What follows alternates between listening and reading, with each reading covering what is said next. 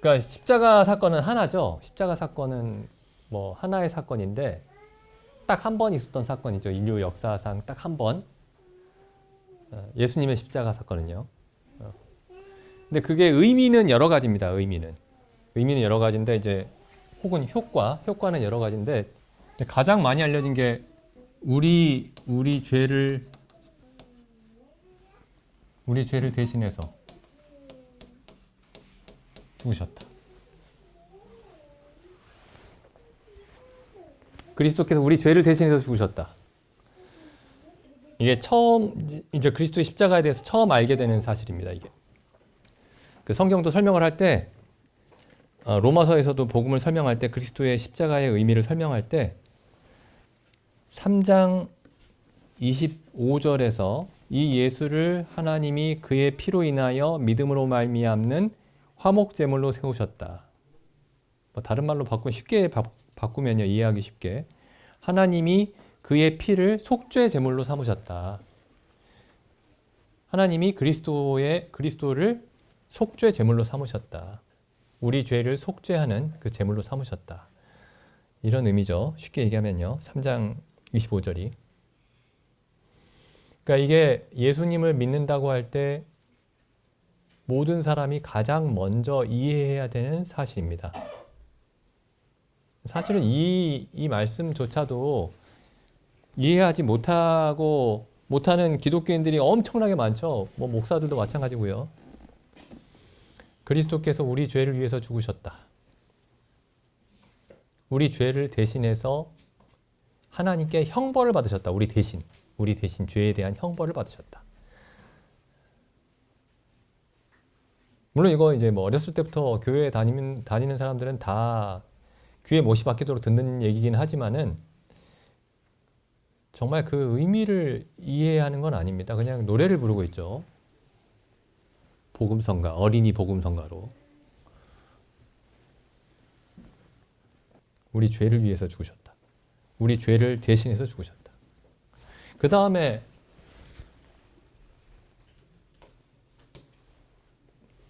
우리가 여기 로마서 6장에 우리가 그리스도와 함께 죽었다.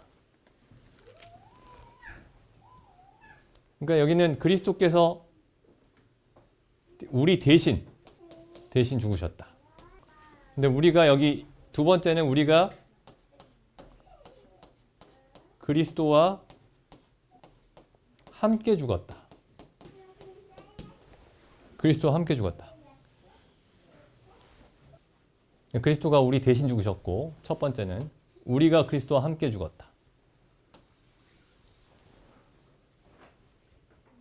그러니까 첫 번째 사실을 먼저 알아야 두 번째 사실을 이해할 수가 있습니다. 첫 번째 사실을 먼저 알아야. 근데 이거 약간 뭐 기본적인 거라고 생각하면서 두 번째로 바로 넘어올 수도 있어요. 우리나라에 그 제시펜 루이스라는 이 작가가 있죠. 우리나라에 번역 많이 돼 있는데 여기 지금 우리 책꽂이에도 한 서너 권 있는데 번역돼 있는데 제시펜 루이스 뭐 갈보리 십자가의 도 이런 책 번역이 돼 있는데 이 제시펜 루이스가 워치만 이에게도 영향을 많이 줬고 근데 이분이 요 두 번째 우리가 그리스도와 함께 죽었다라는 이 의미에 대해서 집중해서 글을 쓰고 메시지를 전하고 했습니다. 근데 우리나라에 이 책이 많이 들어와 있어요. 워치만 이를 필두로 해가지고 이런 종류의 가르침이 많이 들어와 있습니다. 근데 문제가 뭐냐면 이게 맞는 얘기예요. 이게 맞는 얘기인데 중요한 진리인데 요 첫 번째를 이해가 안 된 첫 번째 사실 그리스도께서 우리 죄를 대신해서 죽으셨다는 사실이 이해가 안 된 사람들이 요 두 번째 사실이 심오하게 들리니까 이 가르침이 기록된 책들을 즐겨 읽는 겁니다. 그러니까 진리는 맞는데 덧셈을 못 하는데 뭐 곱셈으로 간 거예요. 쉽게 얘기하면은. 그럼 이해가 되겠습니까, 이게? 즐겁게 읽어도 이해가 안 되는 거예요. 그냥 뭔가 모를 좋은 이야기로 들리는 겁니다. 뭔가 모를 심오한 얘기로.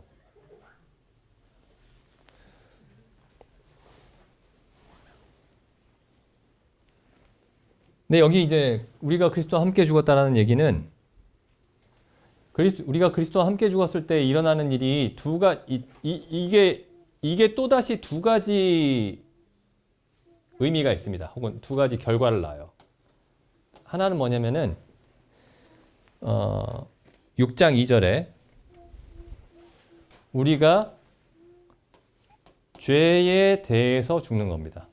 그리스도와 함께 죽으면 우리가 죄에 대해서 죽는 거예요. 이게 6장 2절에 있죠. 죄에 대해서 죽었다. 그럼 죄에 대해서 어떻게 죽었느냐, 우리가 죄에 대해서 어떻게 죽었느냐를 설명하는 게 6장 1절부터 11절까지예요. 그리고 7장에서는 7장 4절에 보시면 율법에 대해서 죽었다. 7장 4절. 그러므로 내 형제들아 너희도 그리스도의 몸으로 말미암아 율법에 대하여 죽임을 당했다. 율법에 대하여, 율법에 대해서 죽었다. 죄에 대해서 죽었다, 율법에 대해서 죽었다. 근데 이 둘이 죄에 대해서 죽는 것과 율법에 대해서 죽는 게 또 논리적인 어떤 관련성이 있죠. 연관성이 있죠. 죄에 대해서 죽고 율법에 대해서 죽는 게. 왜냐면은 율법이 뭘 하냐면은 7장 8절에 보시면은 율법이 하는 일이 뭐냐면은 죄를 불러일으키는 거예요. 신기하죠? 율법이 하나님의 의롭고 거룩하고 선한 계명인데, 그러니까 거룩하고 의롭고 선한 것을 요구를 하는데 사람에게 그게 오히려 죄를 불러일으킵니다. 그러니까 어떻게 해야 돼요? 율법에 대해서 죽어야 죄에 대해서 죽게 되는 거죠. 그러니까 이 두 가지가 연관이 되는 겁니다. 논리적으로. 율법에 대해서 죽을 때에 죄에 대해서 죽는 거예요. 그러니까 율법이 예를 들면 뭐 죄가 어떤 난로에서 불타고 있는 불길이다. 그러면 율법이 장작 역할 같은 걸 하는 겁니다. 장작. 불이 타고 있는데 장작을 막 집어넣으면은 불을 끌려고 장작을 집어넣는데 불이 꺼지기는커녕 불이 더 활활 타오르는 거죠. 그런 형국입니다, 이게. 그래서 결국에 이 얘기는 죄에 대해서 죽었다는 얘기예요, 결국에는. 우리가 그리스도와 함께 죽었다는 얘기는 죄에 대해서 죽었다는 얘기입니다. 죄에 대해서 죽었다. 그래서 이제 이걸 종합해서 얘기하면은 그리스도의 십자가에서 일어난 일이 뭡니까? 라고 했을 때 첫째, 그리스도께서 우리 죄를 대신해서 죽으셨다. 이고 둘째, 우리가 죄에 대해서 죽었다. 입니다. 그리스도께서 우리 죄를 대신해서 죽으셨다가 첫째고, 둘째, 그리스도와 함께 죽음으로써 우리가 죄에 대해서 죽었다. 그죠? 근데 이 두 가지 의미가, 그러니까 우리가 어렴풋하게 죄가 무엇인지를 느낄 수는 있겠지만은 이 두 가지 사실이 만약에 이 죄가 무엇인지를 올바르게 알지 못하면은 이 두 가지 말이 공허한 말이 됩니다. 그리스도께서 우리 죄를 대신해서 죽으셨다는 말이나 우리가 죄에 대해서 죽었다는 말이나 죄가 무엇인지 올바르게 알지 못하면은 이게 공허한 말이 돼요. 뭐 완전히 공허하다 이렇게 말할 수는 없겠지만은 굉장히 모호하고 추상적인 말이 됩니다.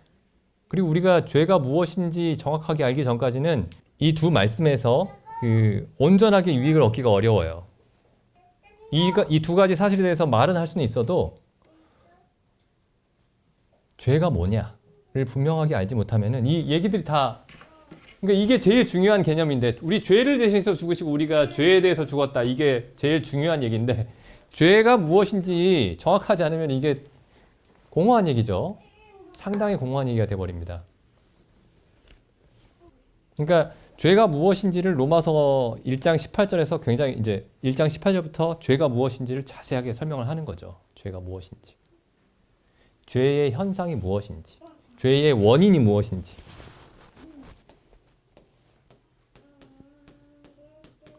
로마서 1장 18절에서 3장 18절까지가 죄의 원인부터 시작해서 죄의 현상, 죄의 모양, 여러 가지 모양. 이걸 설명을 하고 있어요. 죄의 원인은 뭐냐면은 여기 1장 18절부터 3장 23절까지 나오죠. 1장 18절부터 3장 23절까지가 죄의 원인에 대해서 설명을 합니다. 죄의 원인. 그 죄의 원인, 근본적인 원인이 뭐냐? 그러니까 죄 중에 죄죠. 죄 중에 죄. 죄의 뿌리. 죄의 뿌리가 뭐냐면은 하나님을 알되 21절 하나님으로 영화롭게도 아니하며 감사치도 아니했다. 이게 이제 죄의 원인입니다. 천지와 만물을 보면 하나님을 알 수가 있는데 하나님을 영화롭게도 아니했다. 하나님을 영화롭게 하지 않았다. 하나님께 영광을 돌리지 않았다. 하나님께 합당한 영광을 돌리지 않았다. 이게 죄의 원인입니다. 하나님께 감사하지 않았다. 하나님으로 영화롭게도 아니하고 하나님께 감사하지도 않았다. 이걸 다른 말로 표현하면요. 로마서 3장 11절입니다. 3장 10절부터 읽어볼게요. 이게 모든 죄의 어떤 요약이죠. 요약. 지금 사도 바울이 이 1장 18절부터 3장 18절까지 죄가 무엇인지, 죄의 원인이 무엇인지, 죄의 현상이 무엇인지를 설명을 하고 있는데 그 전체 요약과 결론이 3장 10절에서 18절까지 있습니다. 3장 10절에서 18절 혹은 3장 9절에서 18절까지. 그럼 어떻게 요약하고 결론을 맺고 있냐면은 3장 10절에 보시면은 의인은 없나니 하나도 없으며 깨닫는 자도 없고 하나님을 찾는 자도 없고. 그럼 죄의 원인이 뭐냐? 혹은 죄의 근본적인 어떤 근본적인 모습이 뭐냐? 죄의 근본은 뭐냐? 하나님을 찾지 않는 겁니다. 하나님을 찾지 않는 것. 그럼 하나님을 찾는다라는 게 달리 표현하면은 어떻게 되냐면은 하나님으로 영화롭게 하고 하나님께 감사하는 겁니다. 하나님께 합당한 영광을 돌리고 하나님께 감사하는 겁니다. 그럼 하나님께 합당한 영광을 돌린다는 건 또 무슨 말이냐? 어떻게 하나님께 영광을 돌려야 하나님께 합당한 영광, 하나님께 합당하게 영광을 돌리는 거냐? 자, 제가 이제 하루 일당으로 이제 일당을 받기 위해서 일을 했어요. 그럼 하루 일당을 받아야 되겠죠. 뭐 하루 일당은 뭐 15만 원이다. 제가 15만 원어치 일을 했습니다. 하루. 그럼 제가 합당하게 받아야 되는 게 15만 원이죠. 그러면은 하나님께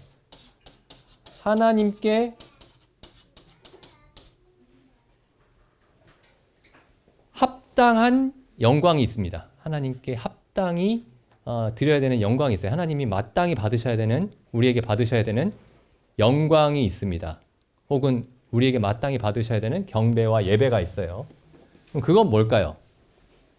하나님이 우리에게 어떤 것을 받아야 하나님의 크심에, 하나님의 영광에 합당할까요? 우리가 하나님께 무엇을 드려야? 가장 먼저가 뭐냐면은 여기 하나님께 합당한 영광을 드렸던 사람의 예가 나옵니다. 혹은 하나님께 합당하지 않은, 하나님을 모독하는 그런 예물을 드렸던 예가 있습니다. 그게 창세기 4장에 있죠. 창세기 4장에 하나님이 계시면 이제 가인과 아벨이 하나님께 드렸어요. 제물을 드렸죠. 가인은 하나님께 합당하지, 하나님의 영광에 합당치 못한 예물을 드린 겁니다. 아벨은 하나님의 영광에 합당한 예물을 드린 거예요. 가인은 뭘 드렸죠? 그 땅의 소산으로 드렸습니다. 아벨은 뭘 드렸죠? 짐승. 짐승의 피로 드렸죠. 피. 가인은 뭘 하나님께 드린 거냐면은 나의 수고가 나의 수고 혹은 나의 일이 나의 수고와 나의 선행이 하나님을 기쁘시게 할 수 있다. 이렇게 생각을 한 거예요. 아벨은 나의 선행과 나의 수고와 나의 일은 하나님이 거룩하신 하나님이시기 때문에 도저히 받으실 수가 없고 죄 없는 짐승이 나를 대신해서 죽어야만 하나님이 나를 받아주실 수 있다. 이게 하나님의 영광에 합당한 예배였던 겁니다. 어떤 사람의 삶이 하나님께 합당하냐? 하나님을 하나님으로 영화롭게 하는 것이냐? 어떤 사람의 삶이 가인의 삶이냐? 아벨의 삶이냐? 가인은 하나님께 아무것도 안 드렸다가 아니에요. 하나님께 드렸습니다. 무엇으로? 자기가 땀 흘린 것으로. 애쓰고 힘쓰고 땀 흘린 것으로 하나님께 드렸습니다.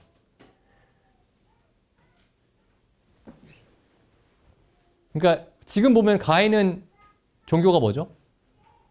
불교인가요? 기독교죠, 기독교. 이 사람도 기독교인, 가인도 기독교인, 아벨도 기독교인입니다. 그럼 가인은 게으른 기독교인이고 아벨은 부지런한 기독교인인가요? 아니죠. 둘 다 부지런한 기독교인입니다. 둘 다. 가인과 아벨의 차이는 뭘까요? 가인도 하나님께 예배를 드리고 아벨도 하나님께 예배를 드리고 가인도 하나님을 믿고 아벨도 하나님을 믿었어요. 근데 둘의 차이는 뭐냐? 하나님을 하나님으로 영화롭게 하지 못한 것과 하나님을 하나님으로 영화롭게 한 차이예요. 근데 그 하나님을 하나님답게 생각하지 못했던 게 뭐냐면 가인은 나의 의로움이 나의 수고가 나의 종교적인 행위가 나의 신앙적인 수고가 하나님을 기쁘시게 할 수 있다. 라고 생각한 게 하나님을 경멸한 거였습니다. 사실은. 본인은 경멸할 의도가 없었겠죠.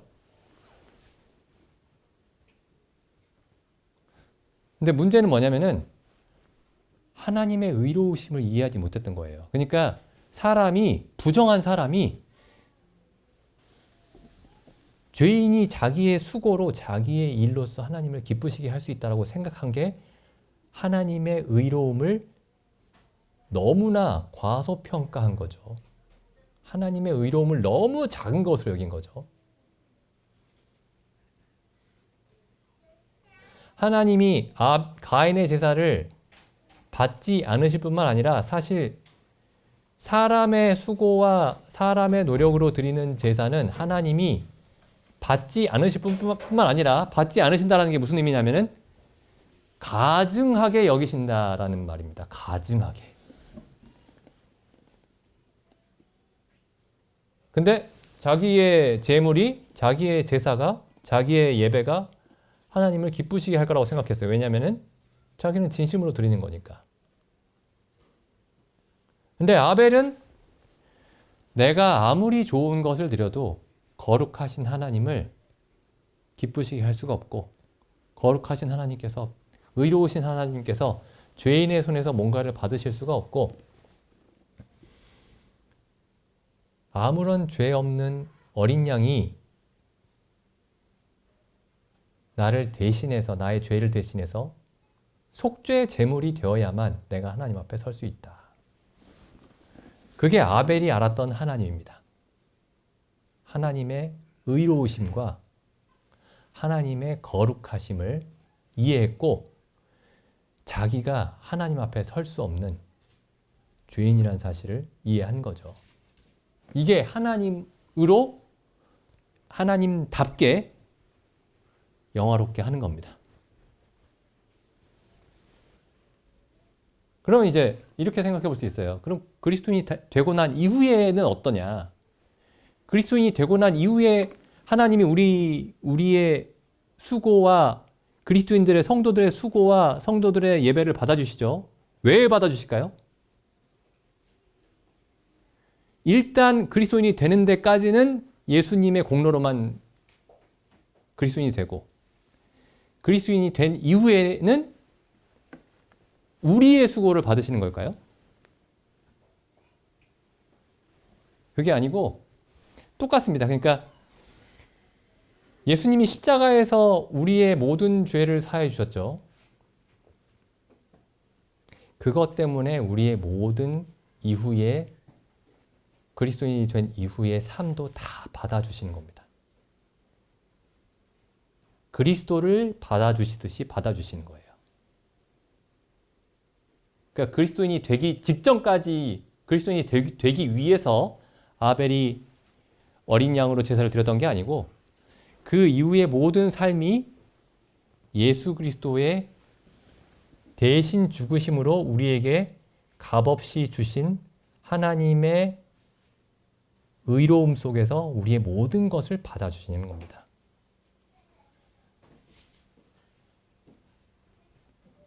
왜냐하면 하나님을 기쁘시게 할 수 있는 재물은 우리가 아무리 진심으로 다 해도 하나님을 기쁘시게 할 수 없어요.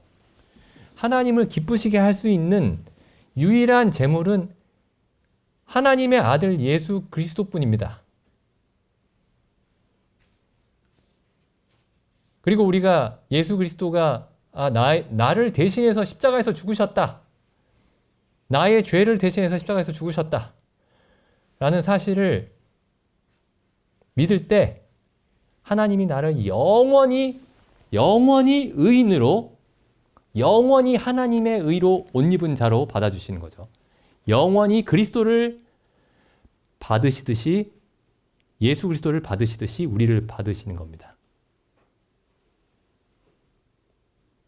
그러니까 우리가 하나님의 자녀가 될 때까지 예수님의 십자가의 공로에 의지하고, 그 다음부터는 성령이 우리 안에서 우리를 통해서 행하시는 일을 의지하는 게 아니에요. 무슨 말씀인지 아시겠죠?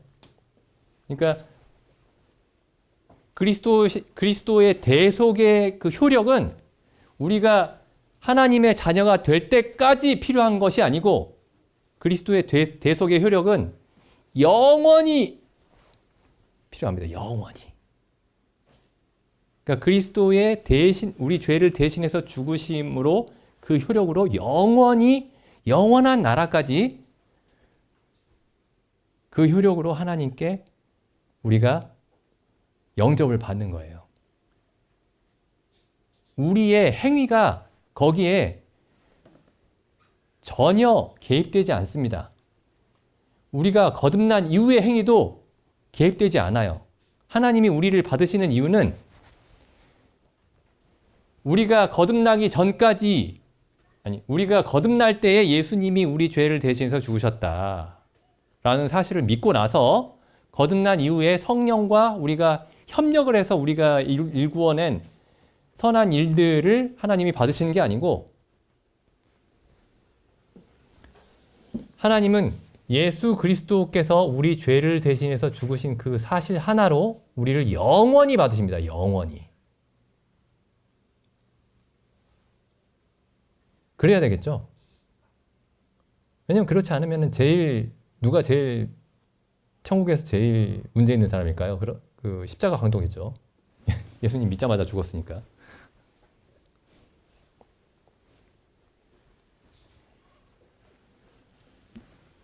우리가 자랑할 수 있는 게 없습니다. 그러니까 내가 하나님의 자녀가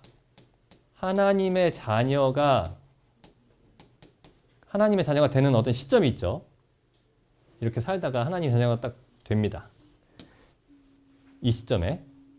내가 이때까지는 자랑할 게 없어요. 이때 어떻게 하나님의 자녀가 뭘 근거로 되냐면은 예수님이 나의 죄를 대신해서 죽으신 것을 근거로 하나님의 자녀가 되니까요. 근데 요 다음부터는 내가 성령께 순종도 하고 말씀도 이해하고 해서 이제 이때부터는 어떤 선한 일들이 생기죠. 그럼 이때부터 뭘 자랑할 수 있죠? 내가 한 일. 내가 한 일이라고 하면 너무 교만하게 들리니까. 내가 하나님의 은혜로 한 일. 그러니까 하나님의 은혜로 한 일도 자랑할 수 없습니다, 이게. 왜냐하면 하나님의 자녀로서 하나님이 나를 받아주시는 것은 그리스도의 십자가의 그 대속의 공로로 받아주시는데 그 대속의 공로는 여기까지만 계산되는 게 아니고 영원히 이거 하나로 받으시는 거예요. 이 영원히. 그러니까 자랑할 게 없습니다. 여기도. 이때까지만 자랑할 게 없는 게 아니에요. 이때는 허물과 죄악과 이것만 있었으니까 나 자랑할 게 없다 이게 아니고 이 뒤에도 자랑할 게 없는 겁니다. 왜냐 하나님이 나를 하나님의 자녀로 기뻐 받으시는 그 근거가 내가 이 이후에 했던 일들이 아니에요.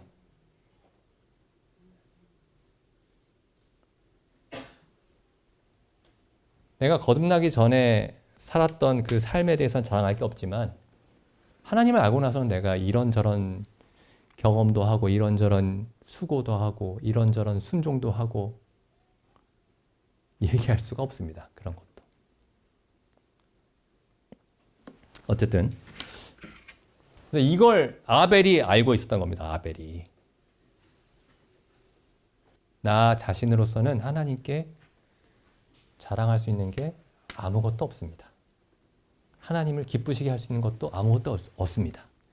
이 어린 양, 앞으로 먼 훗날 오실 그리스도의 나를 위해서 죽으실 그리스도를 나타내는 이 어린 양의 죽음만이 하나님을 기쁘시게 할 수 있습니다. 왜냐하면 하나님은 온전히 거룩하시기 때문에, 온전히 의로우시기 때문에. 하나님을 기쁘시게 할 수 있는 분은 하나님밖에 없습니다. 예수 그리스도가 하나님이시죠. 사람이 되어 오신 하나님. 이게 하나님을 하나님답게 여기는 겁니다. 하나님을 하나님답게. 하나님의 거룩하심과 의로우심에 합당하게 하나님을 대하는 거죠. 그러니까 죄는 뭐냐면은 하나님을 하나님답게 알지 못한 겁니다. 그러니까 뭐 교회 안 다니고 뭐 술 마시고 담배 피우고 뭐 나쁜 짓 하고 이런 게 죄가 아니에요. 뭐 그런 것도 죄입니다만은 진짜 죄가 뭐냐? 하나님을 하나님답게 알지 못하는 것이 죄입니다. 그러니까 나 하나님 있는 줄 알아요. 하나님이 세상을 창조한 줄 압니다. 근데 하나님의 거룩하심과 하나님의 의로우심에 대해서 알지 못하고 내가 진심으로 신앙생활을 하면 하나님이 나를 받아주신다라고 생각하는 게 하나님의 의로움과 거룩함에 대한 모독인 거죠, 모독. 그 죄가 이제 거기서 시작합니다, 죄. 그래서 죄는 하나님을 아까 로마서 3장에 보면은 의인은 없나니 하나도 없으며 의인은 없다. 깨닫는 자도 없다. 깨달음 혹은 이해력이 없다. 이해력 혹은 참된 지식, 참된 알미 없다. 그리고 하나님을 찾는 자도 없다. 찾지 않는다. 하나님을 찾지 않는다. 그러니까 잘 생각해 보시면요. 가인이 하나님을 찾지 않은 거예요. 하나님께 예배를 드리지 않았나요? 하나님께 제물도 드리고. 근데 하나님을 왜 찾아야 되냐면은 하나님은 모든 것의 근원이시죠. 모든 것의 원천이시죠. 그럼 가인이 하나님 앞에 나아갈 때 뭐가 필요하죠? 하나님께 나아갈 근거가 필요합니다. 근거. 근데 가인은 뭘 생각했냐면은 자기에게는 하나님께 나아갈 자격과 근거는 있다고 생각한 거예요. 그러니까 하나님 앞에 설 수 있는 의로움은 있다고 생각한 거예요. 그러니까 피 없는 제물을 드린 거죠. 근데 아벨은 하나님께 나아갈 때 나는 하나님께 나아갈 근거 자체가 없다. 하나님께 나아갈 자격 자체부터 없다. 그러니까 나를 대신해서 죽으실 그리스도가 내가 하나님 앞에 나갈 수 있는 자격이고 유일한 자격이고 근거이다. 그러니까 하나님께 나아갈 때 하나님께 나아가기 위한 자격부터 하나님께 구했던 겁니다. 근데 가인은 하나님 그건 필요 없습니다. 나 그거 이미 갖추고 있고요. 내가 하나님 충분히 기쁘시게 해드릴 수 있습니다. 그러니까 하나님을 하나님으로서 찾은 사람은 아벨이죠. 모든 것이 하나님께 나오고 내가 하나님 앞에 설 수 있는 근거부터 하나님이 주셔야 됩니다. 그래서 당신이 하나님이십니다. 나를 의롭다 하실 분은 내가 내 행위로 의롭다함을 얻을 수 있는 게 아니고 하나님이 나를 값없이 의롭다고 하셔야만 그래야만 의롭습니다. 그러니까 하나님을 이런 사람이 찾는 거예요. 예를 들어 내가 이제 뭐 내일 모레 어디 큰 회사에 입사를 해야 되는데 하나님 도와주십시오 이렇게 막 기도하고 있어요. 그건 물론 해야 되겠지만 그런 일이 있어도 만약에 의로움을 하나님 앞에 서기 위한 의로움을 구하지 않고 다른 것들을 구하는 사람은 하나님을 하나님으로 찾는 게 아닙니다. 내게는 의로움이 필요합니다. 하나님 앞에 설 의로움이 필요합니다. 그게 하나님을 찾는 거예요. 여기 보시죠. 여기 누가복음에 보면은 여기 하나님을 우리가 언뜻 보기에 하나님을 찾는 두 사람이 있습니다. 근데 한 사람은 사실은 하나님을 찾은 게 아니고 한 사람은 하나님을 찾은 거예요. 누가복음 18장 보시죠. 18장 10절입니다. 예수님이 직접 하신 말씀이죠. 두 사람이 기도하러 성전에 올라가니, 그러니까 두 사람이 기도하러 성전에 올라가니까 둘 다 하나님을 찾는 사람이죠. 하나는 바리새인이요 하나는 세리라. 바리새인은 서서 따로 기도하여, 그러니까 하나님께 기도하는 거죠. 하나님을 찾는 겁니다. 바리새인 서서 따로 기도하여 가로되 하나님이여 나는 다른 사람들 곧 토색 불이 간음을 하는 자들과 같지 않고 저 세리와도 같지 아니함을 감사하나이다. 이 사람 어떻게 하고 있죠? 하나님께 감사하고 있죠. 나는 일회에 2번씩 금식하고 진짜 경건한 사람이네. 일주일에 2번씩 금식 기도도 하고 또 소득의 11조를 드리나이다. 하나님께 감사하잖아요. 이 사람. 그리고 다 좋은 일이죠. 토색도 하지 않죠. 불의도 하지 않죠. 간음도 하지 않죠. 이 세리처럼 뭐 세금 징수를 하지도 않죠. 세금을 막 뜯어가지도 않죠. 근데 13절에 보면 세리는 멀리 서서 감히 눈을 들어 하늘을 우러러 보지도 못하고 다만 가슴을 치며 가로되 하나님이여 불쌍히 여기시옵소서 나는 죄인이로소이다. 근데 예수님은 이 사람이 하나님을 구한 사람이다. 하나님을 찾은 사람이다. 이렇게 말씀하시죠. 그러니까 사람이 하나님께 얻어야 되는 게 뭐냐면은 슬픈 일이 있는데 그 슬픔을 위로를 받고 어려운 일이 있는데 어려움에서 벗어나고 질병이 있는데 뭐 병 치료를 받고 이런 것들이 아닙니다. 사람이 가장 절실하게 하나님께 받아야 되는 게 뭐냐면은 죄 용서입니다. 죄 용서. 의로움이에요. 의로움. 의롭다 하심을 얻는 게 사람이 하나님께 가장 간절하게 바라야 되는 것입니다. 의롭다 하심을 얻는 것. 근데 교회에 가보면은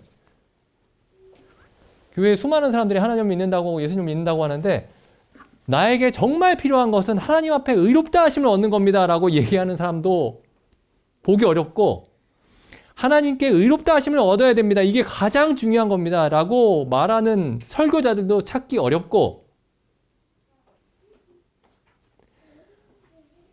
하나님만이 하실 수 있는 일이 있죠. 그게 뭐죠?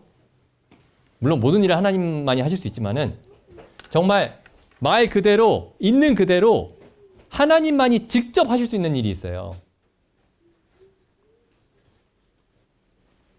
그러니까 다른 건 간접적으로 하죠. 예를 들면 내가 돈을 어디서 받아요. 그러면 내가 일을 하잖아요.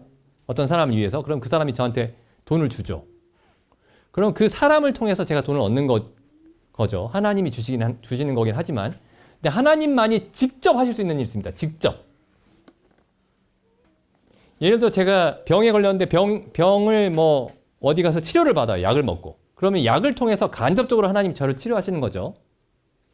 의사를 통해서 간접적으로 치료하시는 거예요. 하나님이 하시는 거긴 하지만 근데 하나님이 간접적으로 하시지 않고 하나님만 직접 하실 수 있는 일이 있습니다. 의롭다 하시는 거예요. 그것만 하나님이 정말 그건 하나님만이 하실 수 있는 거예요. 직접. 그러니까 예수님이 어떤 사람이 내 친구의 손에 의해서 지붕을 뜯고 집으로 내림을 받았을 때 예수님이 그 친구에게 이렇게 말씀하시죠. 그 사람에게 소자야 안심하라 내 죄사함을 받았느니라. 이렇게 하니까 옆에 있던 사람들이 바리새인들이 수군거리죠. 저가 뉘기에 감히 죄를 사하는고. 왜 이렇게 얘기를 했냐면은 하나님만 죄를 사할 수 있기 때문에 그렇습니다. 하나님만. 그러니까 하나님을 하나님답게 여긴다라고 했을 때 그 가장 근본적인 의미가 뭐냐? 하나님이 유일하게 참된 재판장이에요.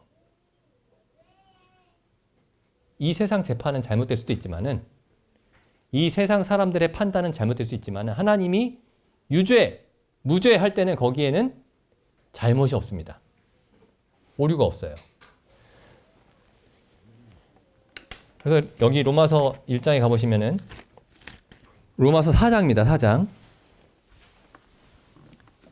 1절 그런즉 육신으로 우리 조상된 아브라함이 무엇을 얻었다 하리요? 아브라함이 육신으로 우리 조상된 건 아니죠.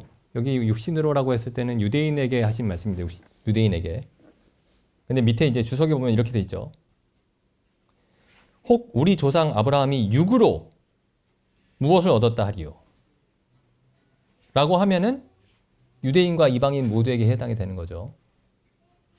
그러니까 육신의 행위로 혹은 육신의 어떤 자격으로 무엇을 얻었다 하겠느냐라고 하면은 유대인과 이방인 모두에게 해당이 되는 거죠. 어쨌든 4장 2절 만일 아브라함이 행위로서 의롭다 하심을 얻었으면 자랑할 것이 있으려니와 하나님 앞에서는 없느니라. 성경이 무엇을 말하느뇨? 아브라함이 하나님을 믿음에 이것이 저에게 의로 여기신 바 되었느니라. 그다음 16절에 보시면 이렇게 되어 있죠. 그러므로 후사가 되는 이것이 은혜에 속하기 위하여 믿음으로 되나니 이는 그 약속을 모든 후손에게 굳게 하려 하심이라. 율법에 속한 자에게뿐 아니라 유대인에게뿐 아니라 아브라함의 믿음에 속한 자에게도니 이방인에게도니 아브라함은 하나님 앞에서 우리 모든 사람의 조상이라. 아브라함이 하나님께 얻은 게 뭐죠? 아브라함이 하나님께 얻은 게 많이 있죠. 뭐 재물도 있고 자손들도 많이 얻었고. 근데 여기서 지금 사도 바울이 아브라함이 하나님께 얻은 것에 대해서 얘기할 때 뭘 얘기하죠? 제일 처음에 다른 게 아닙니다.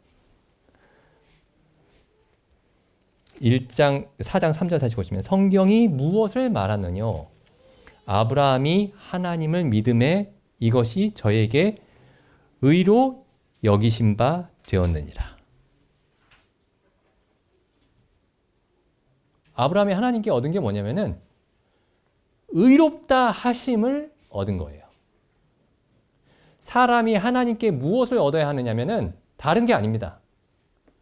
의롭다 하심을 얻어야 되는 거고, 그건 여기 지금 사도 바울이 애써서 설명하고 있는 대로 사람이 자기의 행위로 결코 얻을 수 없는 것이고, 하나님이 은혜로 값없이 의롭다고 하셔야 되는 거예요. 그럼 하나님으로 여기서 이제 그 아브라함이 믿었던 하나님은 어떤 하나님이죠? 보시죠. 그러니까 여기서 우리가 믿어야 될 하나님이 어떤 분이신지, 그러니까 하나님이 정말 어떤 분이냐? 그러니까 하나님을 하나님답게 믿어야 되는데 하나님이 어떤 분이시냐? 그럼 우리가 아브라함이 믿은 하나님을 믿어야 되죠. 아브라함이 믿음의 조상이니까요. 우리의 조상입니다.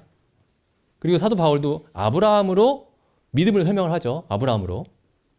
그러니까 아브라함이 믿은 하나님을 우리가 믿어야 하나님을 하나님답게 믿는 거예요. 근데 아브라함이 믿은 하나님이 어떤 하나님이냐면은 4장 3절부터 다시 읽어보겠습니다. 4장 3절. 성경이 무엇을 말하느뇨? 아브라함이 하나님을 믿음에 이것이 저에게 의로 여기신 바 되었느니라. 일하는 자에게는 그 삭슬 은혜로 여기지 아니하고 빚으로 여기거니와, 그다음 보시죠. 일을 아니할지라도 경건치 아니한 자를 의롭다 하시는 이를 믿는 자에게, 아브라함이 믿은 하나님은 어떤 분이죠? 일을 아니할지라도 선한 일이 없어도 경건치 않아도 의롭다 하시는 분. 이게 아브라함이 믿었던 하나님에 관한 최초의 사실입니다. 의롭지 않은 자를 의롭다 하시는 하나님. 경건치 않은 자를 의롭다 하시는 하나님.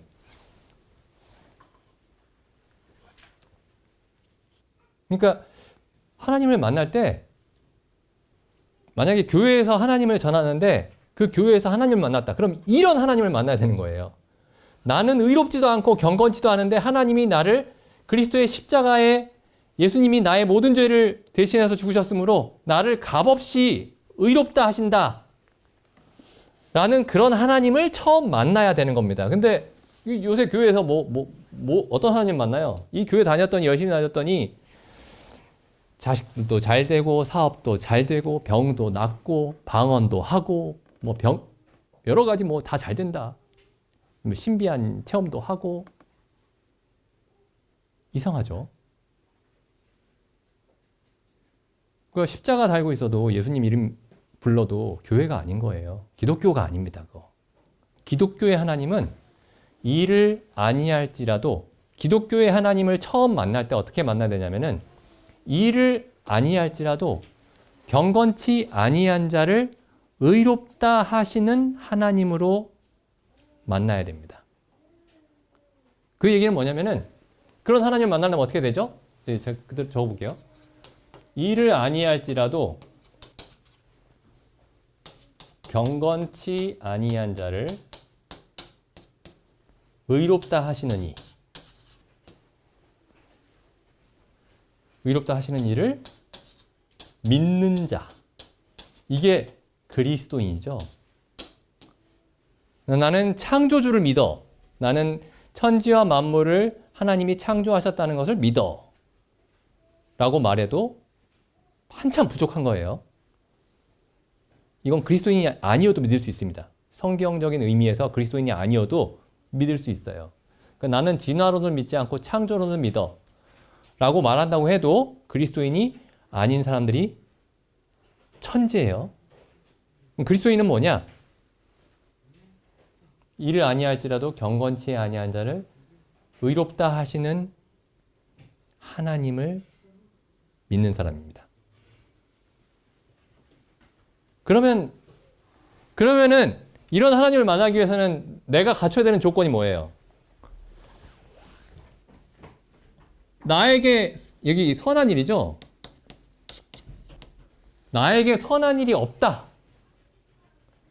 나에게 경건함이 없다. 라고 해야, 내가 그런 사람이어야 하나님을 만날 수 있겠죠? 근데 내가 선한 일도 좀 있고 경건함도 좀 있어요. 그럼 어떻게 되죠? 이 하나님은 나랑 상관이 없습니다. 크게. 하나님 나에게는 의로움도 없고 나에게는 경건함도 없습니다. 우리에게는 아무런 의로움과 경건함이 없습니다. 그러면은 이 하나님이 나의 하나님이 되는 거죠. 일을 아니하고 경건함도 없는데 나를 의롭다 하시는군요. 영원히. 이게 약간 다른 얘기긴 한데 여기 로마서 1장 18절에 보면은 모든 사람의 그 죄인됨에 대해서 사도 바울이 설명할 때 이렇게 시작하죠. 18절에 1장 18절. 하나님의 진노가 불의로 진리를 막는 사람들의 모든 경건치 않음과 불의에 대하여 하늘로조차 나타나나니. 여기 불의라는 말이 있죠. 근데 또 무슨 말이죠? 경건치 않음. 그러니까 이게 불의입니다. 불의. 선한 일을 하지 않는 것. 불의. 의롭지 않다. 경건치 않다. 불의하다. 경건치 못하다. 이게 무슨 차이일까요? 경건치 않다라는 얘기는 이건 종교적인 의미죠. 불의하다라는 말은 그러니까 경건치 않다라는 말은 종교적인 문맥 안에서만 쓰죠. 신앙적인 문맥 안에서만. 불의하다라는 말은 세상에서도 쓰죠. 저 사람 불의한 사람이다. 경건치 않다라는 말은 그러니까 하나님과 관련된 일들입니다. 불의하다라는 말은 사람들과 관련된 일이에요. 근데 우리는 모든 사람이 사도 바울이 어떻게 얘기하고 있냐면 1장 18절부터 모든 사람이 불의할 뿐만 아니라 경건하지도 않다.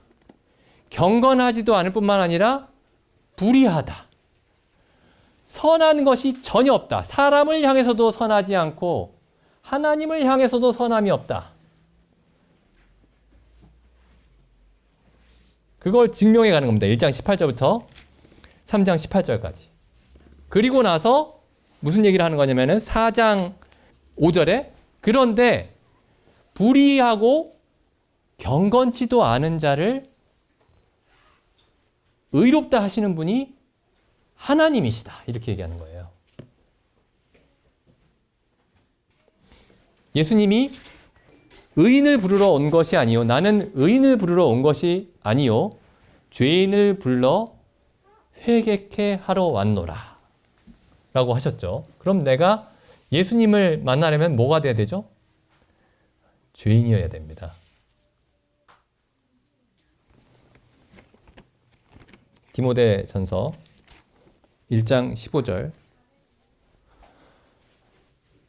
미쁘다 모든 사람이 받을 만한 이 말이요. 그러니까 모든 사람에게 해당된단 말이죠. 그리스도 예수께서 죄인을 구원하시려고 세상에 임하셨다 하였도다. 그러니까 의인을 구원하러 오신 게 아니고 죄인을 구원하러 오신 겁니다. 그럼 내가 의인이면은 예수님을 만날 수가 없겠죠. 사도 바울이 내가 확실하게 구원받았다 이렇게 얘기할 수 있는 이유가 뭐죠? 죄인 중에 내가 괴수다. 내가 죄인 중에 1등이다. 1등이니까 확실하죠. 나에게는 의로움과 선함이 전혀 없었습니다. 그럼 예수님이 나를 구원하러 오신 게 확실하군요. 이렇게 되는 거죠.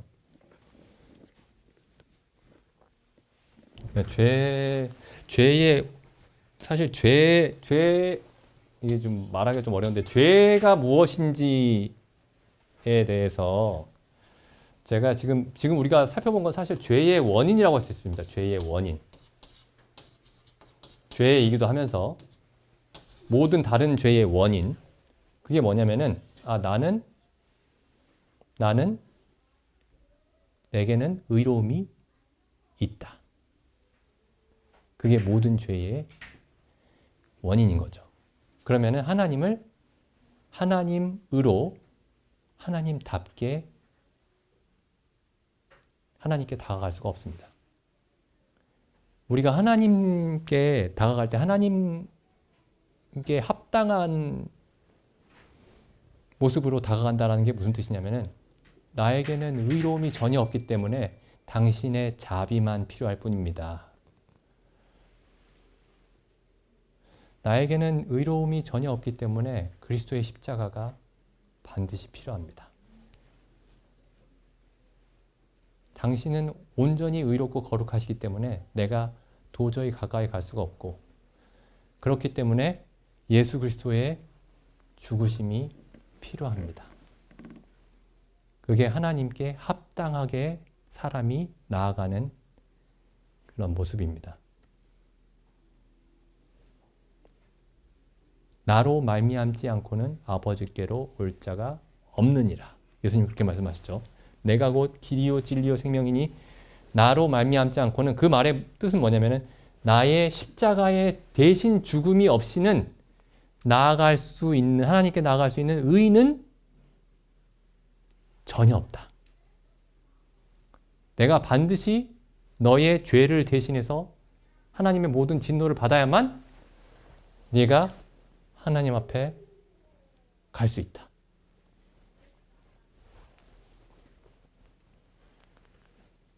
그러니까 결국에 죄의 원인이자 죄의 가장 근본은 뭐냐?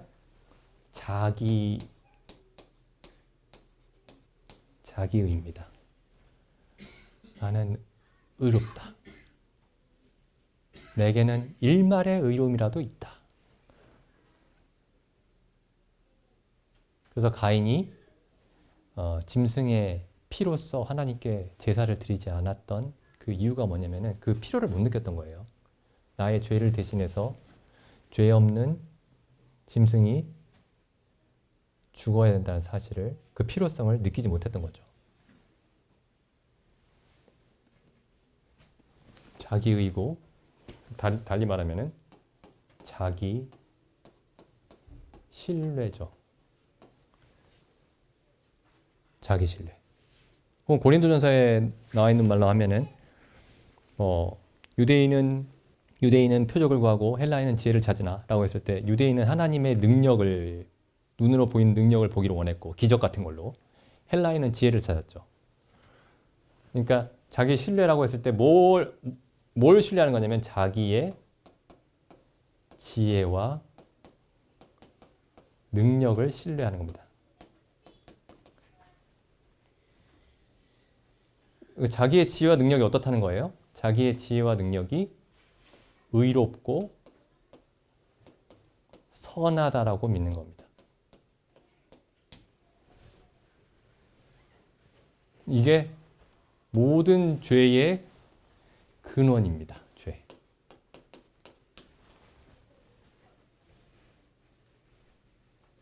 왜냐하면 이건 없어요. 자기에게. 자기 안에 없습니다. 근데 자기 안에 있다고 믿는 거죠.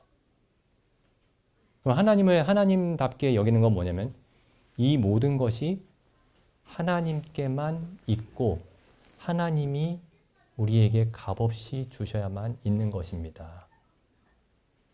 그리고 이 모든 것은 그리스도를 통해서만 주십니다.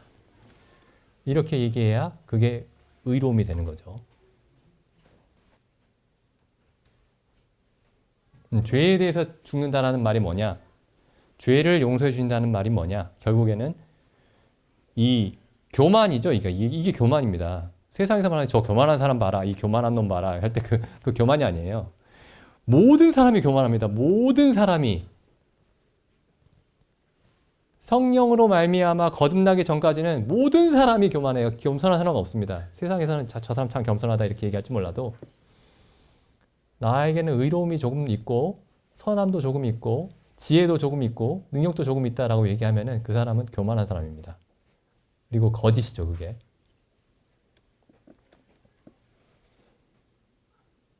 그래서 우리에게 죄가 무엇이었나, 죄가. 뭐 어떤 사람들은 나 죄 때문에 괴로웠다. 뭐 그 말이 다 틀린 건 아니지만 어떤 그 습관적인 죄가 죄가 있을 때 뭐 내가 어떤 죄 때문에 괴롭다 이럴 수 있죠. 근데 정말 그 죄의 근원은 뭐냐면은 내게 선한 지혜와 선한 능력이 있다라고 생각하는 겁니다. 네, 기도드리고 마치겠습니다. 하나님 아버지, 아브라함이 믿었던 하나님이 당신임으로 인해 감사드립니다. 참 하나님께서 이를 아니할지라도 경건치 아니한 자를 의롭다 하시는 하나님이심으로 인해 감사드립니다. 우리 주 예수 그리스도께서 의인을 구하러 오신 것이 아니라 죄인을 구원하러 오셨다는 그 말씀으로 인해 감사드립니다. 참 저희가 허물과 죄로 모두 죽어 있었다는 사실을 알려주셨음에 감사드립니다. 참 그리하여 당신의 귀하신 아들 예수 그리스도께서 저희를 위해 보내심을 받았다는 사실을 항상 말씀해 주심에 감사드립니다.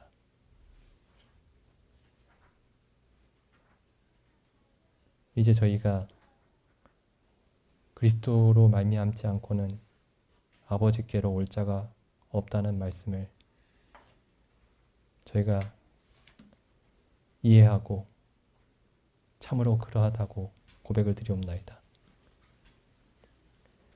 저희가 하나님께 나아갈 아무런 근거가 없었사오나 십자가에 달린 그리스도께서 저희가 하나님 앞에 기쁨과 담대함으로 설 수 있는 충분하고 온전한 근거가 되어주셨음에 감사드립니다.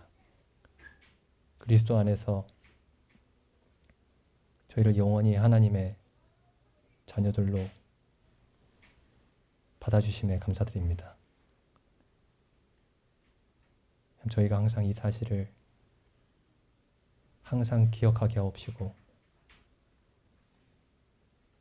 이로 말미암아 항상 하나님께 감사할 수 있도록 저희를 인도하여 주시옵소서. 우리 주 예수님의 이름으로 기도드립니다. 아멘.